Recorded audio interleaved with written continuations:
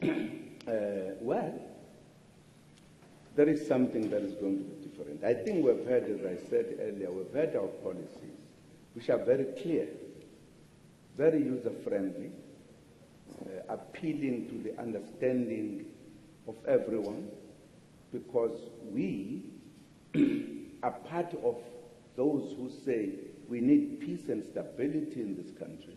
We need understanding, we need debate, we need to agree, and we've been trying to be very logical in the history.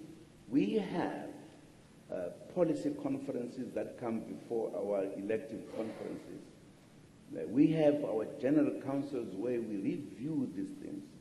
So we are very consistent in looking at policy. And we've been developing our policies. We've been clarifying and crystallizing our policies all the time. No one can say we don't know what the ANC stands for.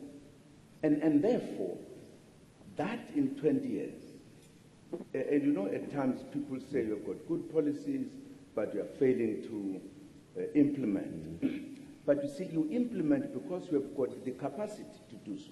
Now, if you don't have the capacity, because the greater majority that elect you are not in control of the economy. They have the political power, which we utilize in expressing and enunciating our policies. But when it comes to the question of implementation, you need the capacity to do so. Now, it is clear that we can sit for another 20 years. Now, we are saying, what is it therefore that we need to do in order to move forward? Now, when we talk about radical economic transformation, which must be social economic, we are saying, what is that we can do to interrupt the flow of, as you know, we have got a monopoly capital in this country.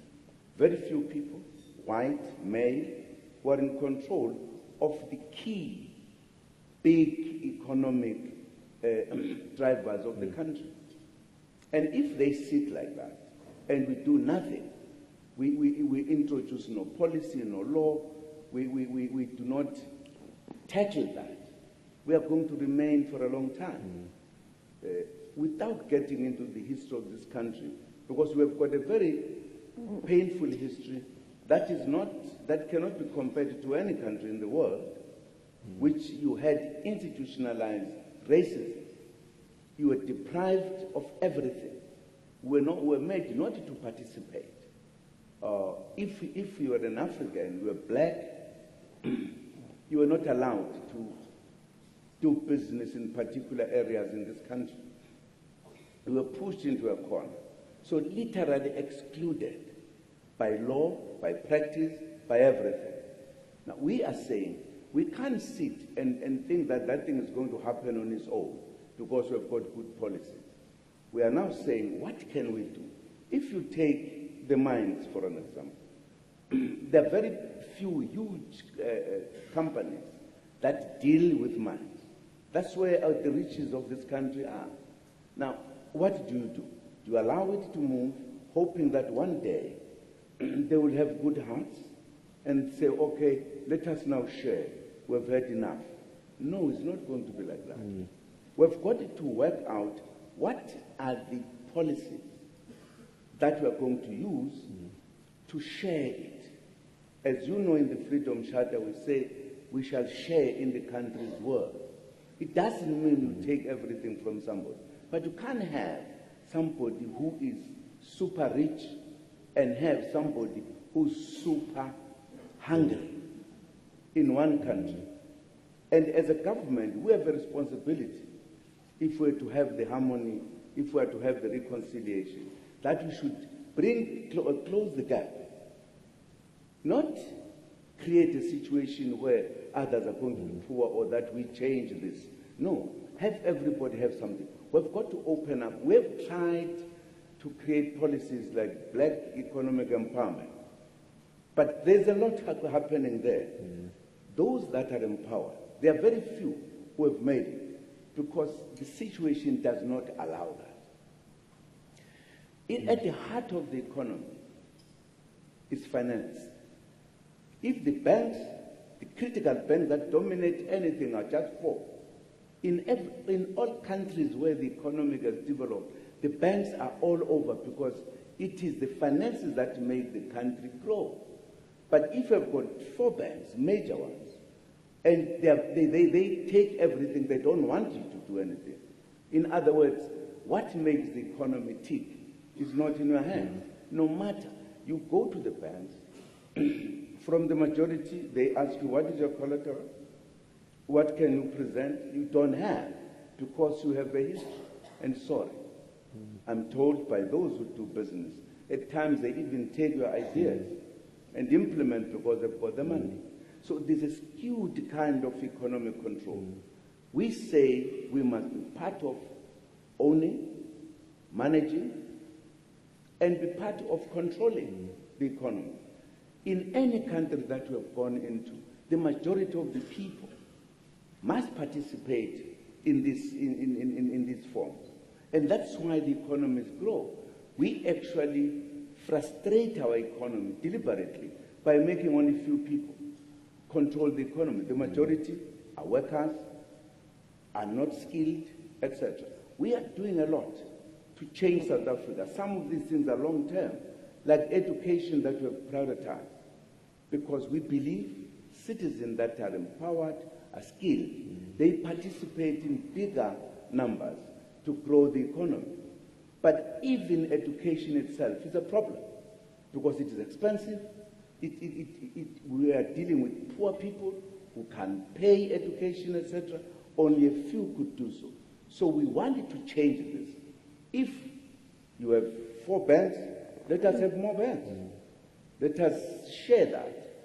There are people here who have studied finance and know everything. So this is what we are saying. We can no longer say, this mine, this company was there from time immemorial. It's monopolizing gold mine, and let it remain there. We are saying, how do we deal with it so that it begins to allow people to come in, as we talk about black industrialists. We have said so, but for the fact that we say that, it is because they were not part of the economy. We are saying, let us unpack the economy, let us give opportunities to everyone. That's a different thing that we are going to be doing. We are saying, for an example, whatever you do, there are companies here that you find in every sector, in every level. One company, too big a monopoly. Why, when other people are in trouble, they don't have anything? That's the point we are talking about. We are saying, let us unpack, let us share, let us have systems. We must be part of everything. There mustn't be people who are controlling everything, nothing else. I mean controlling everything, whilst others are having nothing at all. People were not made by God to be workers until they die only, because they are black. I think we are saying time has come that we should be able to deal with the economy at a fair level. Women must participate, the youth must participate. If you take South Africa, you take the land question. Basically, a huge percentage of the land is shared by whites. The blacks are put in what used to be called reserves. The space is getting finished there because the population is growing. So you have a situation where people, by law, were not allowed to come to the centers, and they come here and become people who put sheds and everything. That describes the state of the economy. We are now saying as government, let us think clearly, let us say this is what we want to do so that everybody participates. That is what we are saying when we talk about radical socio-economic transformation. It must be radical because we must, where we need to make the law, let us make the law. Where we need to say this must happen in this way, let us do so.